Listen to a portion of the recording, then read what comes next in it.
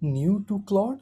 In this video, I will show you how to use Claude for the very first time. We will write a prompt, improve the response, upload a PDF, and summarize it all in just a few minutes. Let's get started.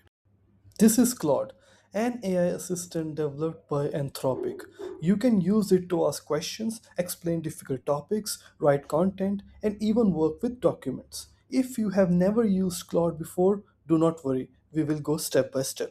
Every conversation with Claude starts with a prompt.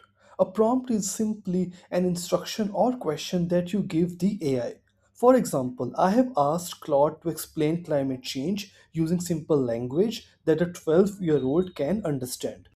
Within a few seconds, Claude generates a clear and easy to read explanation. One thing to remember is that the quality of the response often depends on how clearly you describe what you want. Better prompts usually lead to better answers. You do not need to start a new conversation every time. Claude remembers the context of your chat.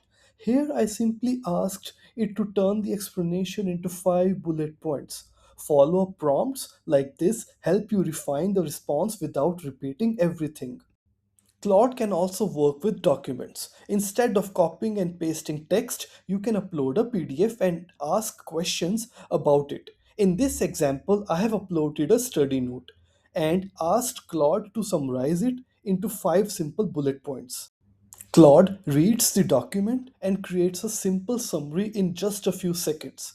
This is especially useful for study notes, reports, articles, or any long document that you want to understand quickly.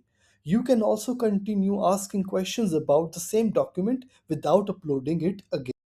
Today, you learned how to write your first prompt, improve Claude's responses, and summarize a PDF using AI. Now it's your turn. Open Claude and try these steps with one of your own documents. If you found this tutorial helpful, subscribe to Practical AI Guide for more beginner friendly AI tutorials. Thanks for watching, and I'll see you in the next video.